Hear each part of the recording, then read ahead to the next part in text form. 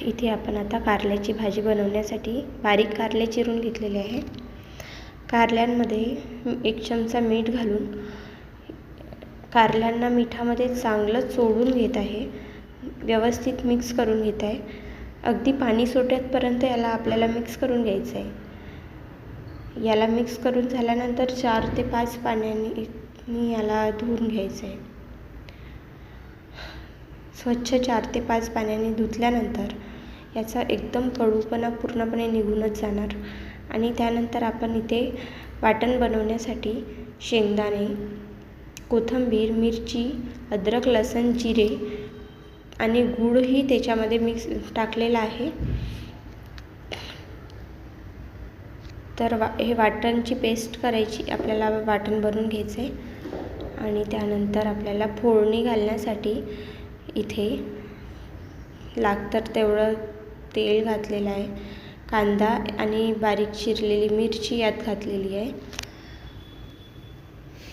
आता याला लालसर शिजवून घ्यायचं आहे। लालसर झालं की आपल्याला आपण जे बारीक वाटण केलेलं आहे हे बारीक वाटण आपण यात घालणार आहे।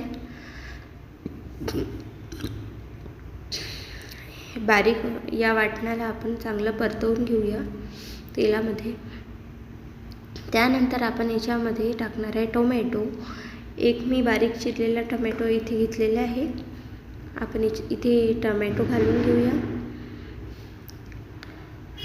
आणि यामध्ये आपण सुके मसाले, हळद, आमचूर पावडर, धनिया पावडर, 2 ते 3 चमचे तिखट, 1 चमचा मीठ, तुम्ही तुमच्या आवडीनुसार तुम्हाला किती मीठ लागतं, किती तिखट लागतं तुमच्या चवीनुसार तुम्ही त्यामध्ये घालू शकता। त्यानंतर गूळ मी आधीच घातलेला होता।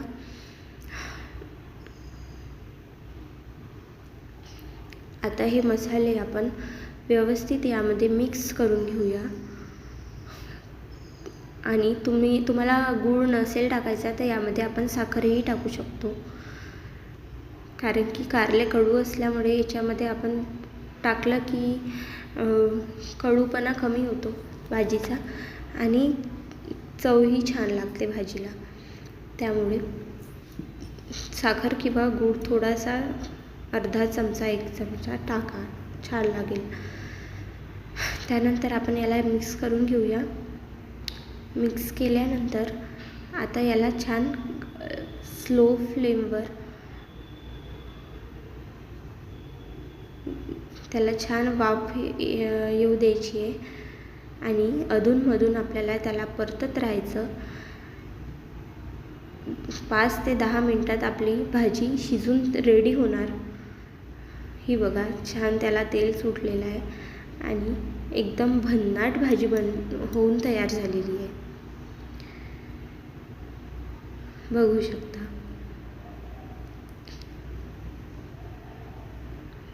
याला लो फ्लेमवर छान 5-10 मिनिटं मी छान याला शिजवून घेतलेली आहे। आता कोथिंबीर टाकून आपण ही भाजी सर्व करण्यासाठी अगदी रेडी आहे।